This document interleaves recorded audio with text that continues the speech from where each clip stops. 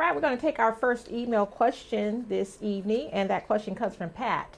Pat says, my cousin was fishing in his pontoon boat and was hit and capsized by a bigger speedboat.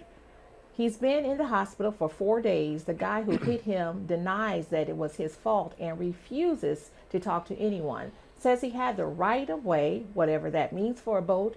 Deputies are investigating, but what can my cousin's family do as far as legal action? Well, you know, Tamika, I had a case probably about a year or so ago. Sounds very similar. And it's very important, I would say, immediately get a lawyer. The case that I had was a boat collision that happened north of the spillway. And the insurance company immediately took the vessel and removed it down into Louisiana and filed an action in federal court. And the reason they did that was they wanted to invoke what is known as admiralty law. And by doing so, the recoveries that you're entitled to are a lot different, and they're not in your favor. So in that case, I had to argue and get the case back to Mississippi.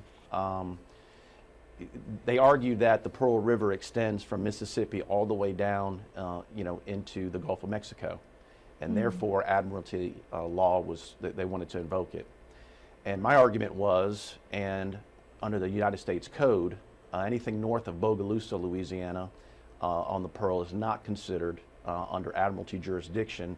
It's not a commercial waterway from that point forward.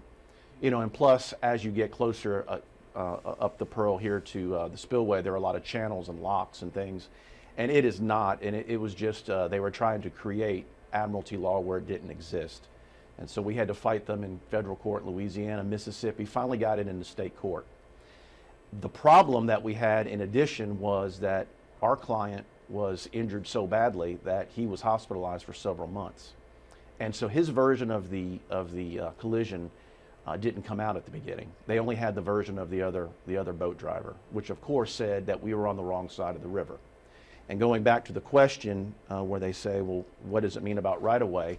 When you operate a vessel, the rules of the road actually apply for watercraft as well.